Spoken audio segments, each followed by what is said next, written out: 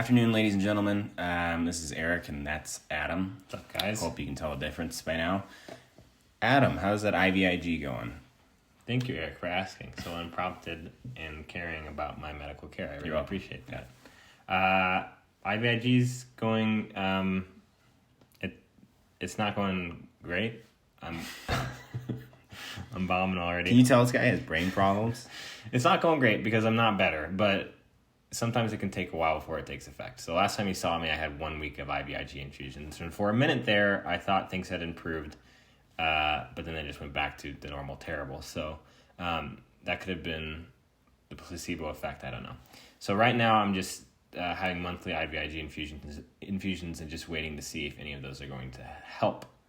And that's basically it. I would be trying to schedule with a bigger facility because right now I'm being seen by my local neurologist, but I can't while I'm being treated. It'd be awkward if I ask for a referral somewhere else when I'm getting treatment by my local neurologist, so I can't do that. I have an idea about that, but we can talk about it off camera. Okay, sounds good. So that's what I'm doing, is kind of paying out the ass, thanks to you guys, thank you, for IVIG in hopes that that'll help. And if it does, that'd be amazing, but it hasn't yet. But it can take time to show effect, right? So we don't know for sure, but it's been a minute. It's only been a couple weeks. Oh. Which is kind of good, but, because it can take a few months, but, the human brain, it's just the psychology of it being a couple weeks, you just already start going, it's not going to work. Also, from our perspective, we're just filled with doubt. And everything just never works. Yeah, so. nothing ever. Steroids, happens. that was the only thing that worked. Yeah, okay, so that's me. I'm just doing IVIG and just waiting, basically. So, Eric. And I got a PET scan. If you guys want to watch a video about how my doctor talked shit behind my back when I was looking through the PET scan files, watch the previous video. I got a brain PET scan. I'm not having it read by a local radiologist because they never see a brain PET scan. They're they're not common at all. And then B, he's probably never read, if he has read a brain PET scan in the past 10 years, he probably hasn't read it in the context of an autoimmune condition. So I'm having it sent over the CD, the PET scan. I'm having it sent over to Johns Hopkins for a second opinion because it can be useful in detecting if there's an autoimmune process going on or not. Yeah, so it's like it was read by a radiologist, but it's at like a local small hospital, and it just says normal FTG with no other notes. So it's like we paid a good amount of money for that FTG because it didn't go through insurance. So DG PET scan. Yeah, the PET scan, sorry. So it's like, number one, we want to get our money's worth and make sure that it's being read by someone who knows what they're looking for. Yeah. And number two, same point, we want to have it be read by someone who knows what they're looking for. So in case there is something there. So it's supposed to get our money's worth, and because we don't trust the guy at all. Right. So. Yeah, so 2 good reasons to have it sent off to Johns Hopkins. The third good reason, in case you care, is they were the ones who wrote did the clinical study on the difference between the MRI and a PET scan when detecting an autoimmune process, and they found that the PET scan is more sensitive in most cases. So that was the study that I referenced in the previous video that I sent to my doctor, and she was pissed off about. So they are well versed in reading brain PET scans in this context, so that's why I decided to send it off to them, among those other reasons. Yeah, is that pretty much all we got? Well, I'm scheduling as many neurologist appointments as I can. I'm trying to find high quality ones and not just pick them all out of a hat at random. But we're going to need as many neurologist appointments as possible because most of them are going to turn me down So I have a neurologist appointment in February and then in April of next year. Yeah, so they take a long time. Like, neurologists are booked out like crazy. So every time you get a referral, or if you can find someplace that miraculously doesn't require a referral. And a referral takes even longer. Yeah. Especially with the clinic that we're with here. We got our hodunk dumb-ass little local neurologist clinic. They take, weeks to get a referral out, and then it takes them weeks forever to weeks to process the referral, and then they get back to you and say we'll see you in 6 months. So it's already been a month or two just for the referral process. Sometimes it takes longer than that. It's insane. Yeah. So I can't do anything because I'm getting treated right now. Really treated. But so he's scheduling as much as possible with as many neurologists as possible. Yeah. Which is a slow process to even schedule with each one. Because it's going to be 46 months. We don't want to schedule with just one neurologist, wait a half a year, and then they go, and it's like everybody else. Some neurologists require a referral, right? And some neurologists don't. A lot of them do require a referral here in the States. I'm sure it's different in Canada. Is this too specific? No, I just want to, let me talk. Okay, all right. I I forgot where I was going. I'm sorry. You're saying a lot, in the United States, a lot of neurologists require referrals in places like Canada and stuff. Oh, my point is, yeah, it's kind of specific, but my point is that I have to get a referral from a doctor, right? And my neurologist locally already doesn't want me getting referrals from her because she's pissed off for whatever reason. And so then I have my primary care doctor, and that's it. So I can ask for my neurologist here to send off a referral and my primary care doctor, but neither of them are going to want to send off multiple. So it's like, it's hard finding neurologists who don't require referrals, and it's hard to get referrals, and this whole process just fucking sucks, dude. Yeah, I think it boils down to that, what you just said. The whole and our local neurologist out on maternity leave, so the next time I see a neurologist is in October, but it's going to be her replacement neurologist. I have no idea who she is, what her specialty is, what she'll do if IVIG hasn't worked by then. Who knows? So it's just, here's the deal.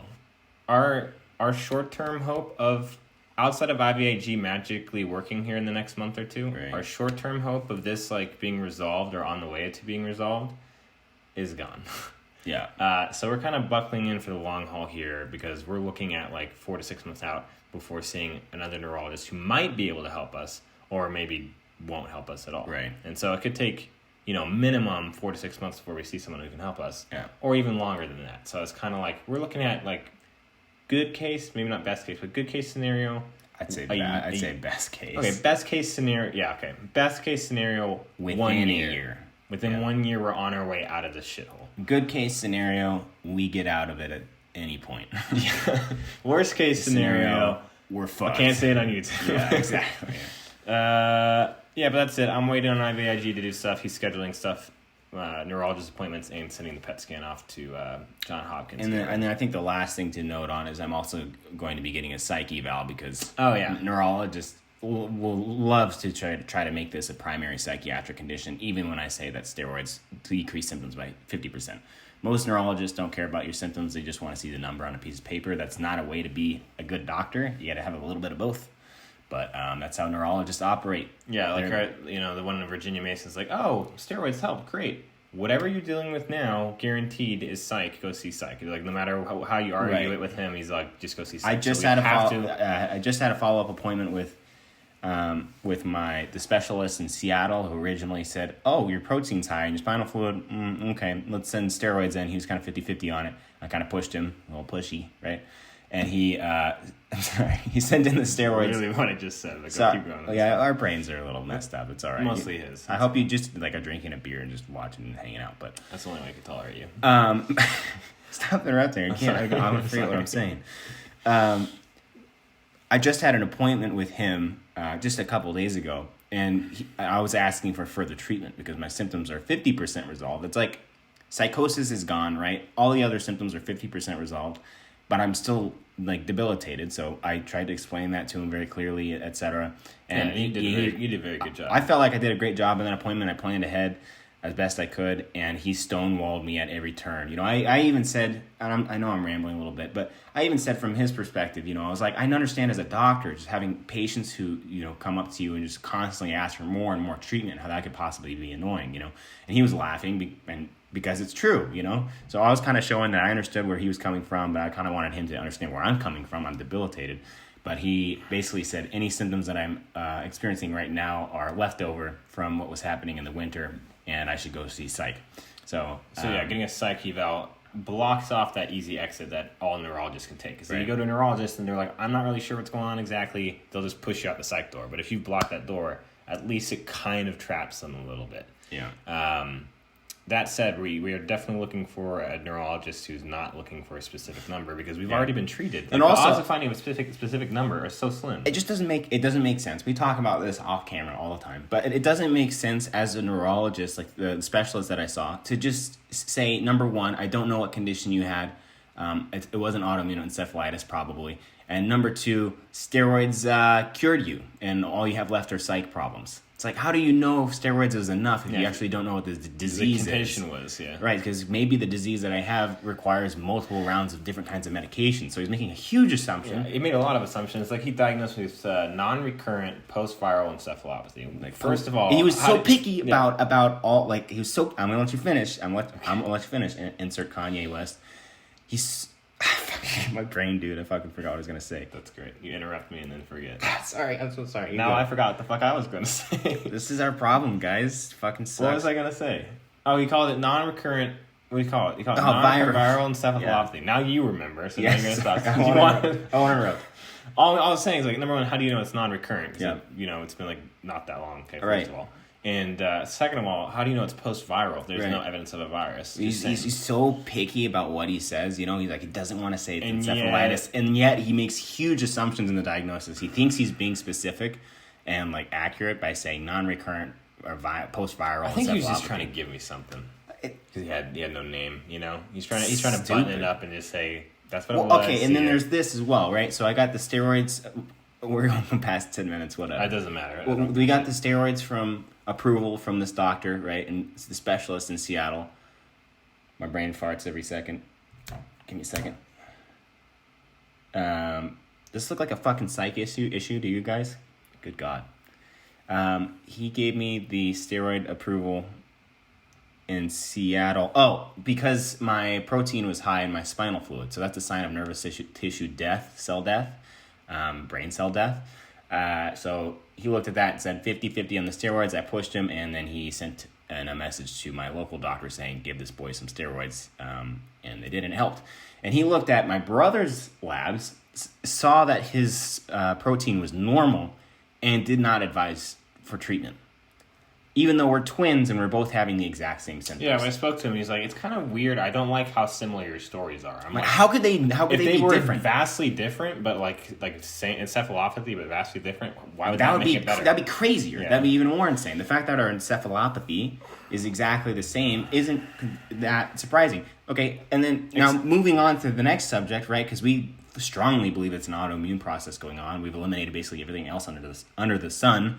Trust me, I've gotten a lot of comments from you guys. Like, I've gone through fucking everything. Yeah, I know. There's never a comment that I'm like, holy shit, that's what it was.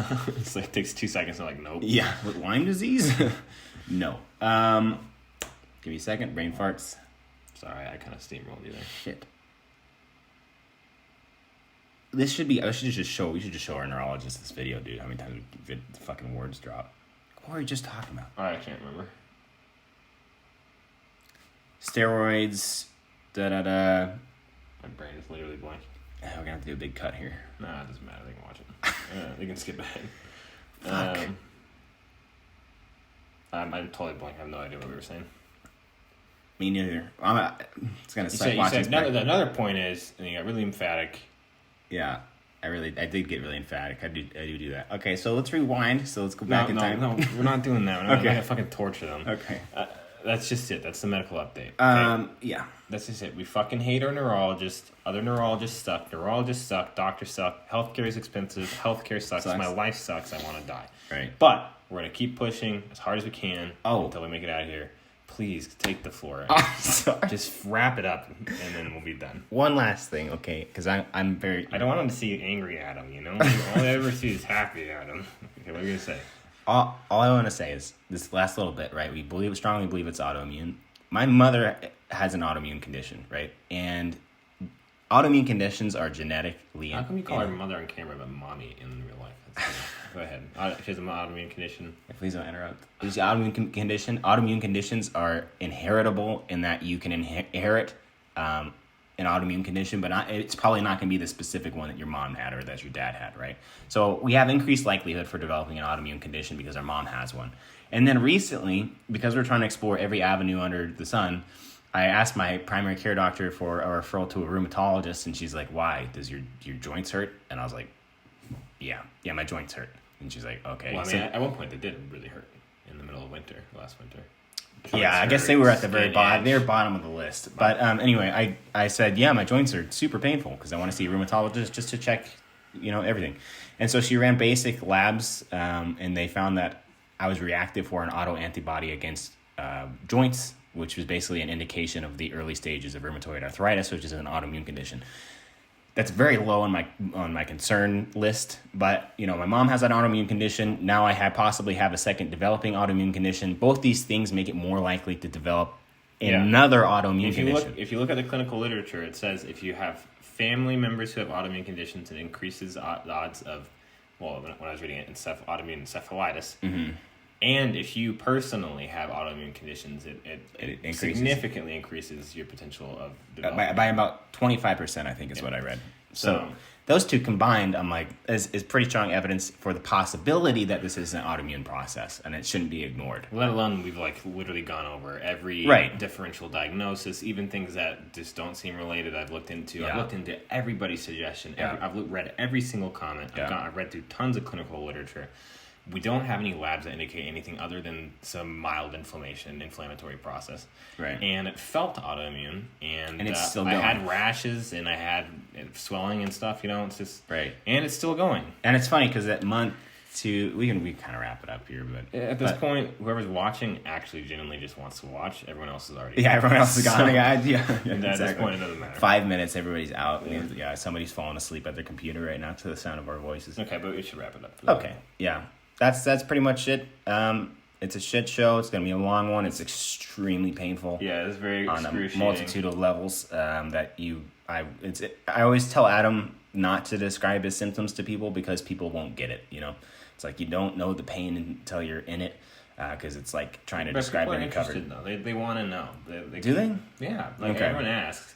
I just tell people I'm suffering, and this is just short of it. It's like your skull's too small for your head, and then there's acid for spinal fluid. Yeah. So your brain has this irritated, confined agitation feeling constantly. Your emotions are annihilated, and then your vision looks like you took acid. And you have after images and shit. Yeah. It's just not fun. It's really dirty and so way to live. When we go from like viewing things as like maybe we'll get it resolved within the next few months to like maybe it's going to be a year or more. Yeah. You have to really like switch. Oh fuck! And then also this paradigm. If we're going to talk about symptoms, you have to switch your paradigm into now we're long term. Like, I don't care if 5 years goes by. Yeah, exactly. You have to go. Yeah, who cares if it's a decade? Right. My 30s are going to be great. If we're going to talk about symptoms, about like 4 months ago, I was chewing on an ice cube and I just hit it just wrong. It shot like, it sounds really weird, but it like shot a nerve, in my tooth, like, really sensitive. And then something fucking happened in my brain where it switched and now everything sounds like nails on chalkboard. Like, did that happen after the ice cube? Yeah, it was like, I don't know if it was just a coincidence or what, but I was just chewing on some ice and I was like, ugh! It was like fucking, it was the worst feeling ever. And then since then, people touching objects, people touching clothes. Up here. People moving. Even if I watch a GIF with no sound and somebody touches clothes or something like that, it feels like nails on chalkboard, like metal against my brain. It's fucking horrible. Yeah, so you got me going on symptoms, but there's a lot of weird symptoms and shit. It doesn't matter. Sleep is the terrible. General idea is we're suffering. It's going to be a long time. I love how we switch roles there. I start complaining. You say it doesn't matter. We're just suffering. But it's true though. It's really painful. We can smile sometimes, No, I can smile and joke around and shit. But it's still like when I wake up and look at you, it looks crazy. It looks like I'm looking through like layers of alien goop. I have no idea. Yeah, that's a good way of putting it. Anyway, it's a fucking nightmare. And so when I'm like trying to think about, okay, it could be a year or more, I really have to go into like tank mode. Yeah. And like, because there's also, we don't have any medications that can really help. It's like, you got Klonopin, but now you have tolerance. What are you going to do? Up the Klonopin? You're maxed out on your I'm on 2 milligrams of Klonopin right now. I don't want to go up any further because I don't want to have to get off of like 10 milligrams of Klonopin whenever we're done with this and then go through another layer of hell. So I'm trying to, there's no meds to help. Antidepressant, like depression is low on my concern list. I'm like, yeah, I'm depressed because my life is fucked, but that doesn't really bother me. That depression, I'm upset that my life is fucked. I'm not upset that I'm depressed. What I'm saying? Yeah. Yeah. And also I think when people do questionnaires, again, everybody's gone by this point. When people do questionnaires for questionnaires for depression, and they're trying to qualify your depression, how depressed you are, I think the extraneous variable there is pain, because pain can be registered as depression on a questionnaire because they ask you, do you enjoy doing the things that you used to do? How often do you go outside? Blah blah blah. Well, how's your outlook on your life and your near-term future? I hate people. I never hang out. I don't try new things. I don't go outside. Yeah, if you had a shattered femur all the time and it was never fixed, you would register as severely depressed because you can't do what you want to do. You don't enjoy life. Nothing is beautiful anymore. So I think I think that's something that people miss, like Well, in psychology, that pain registers as depression on a questionnaire. Sure. I mean, I am depressed. It's secondary to depression, but also it's going to seem like extreme depression, Right. because of the pain. When in reality, my depression is actually more like mild. Right. You have to look at those questionnaires. You know, I've got a psych eval coming up to it, like we mentioned, and I have to look at the questionnaire if I'm given one, and kind of make the decision for myself on how I'm going to spin it. You know, should I tell the complete truth? We don't talk about that. I'm going to tell the truth on my survey. Okay, that's it. 20 minutes is long enough. Laptop's about to die. If you've watched this far, you're God. Thank you guys so much for your support on the GoFundMe. Because thank you so much. That opens doors that just way faster. So, thank you, and we'll see you in the next one. Bye. Peace out.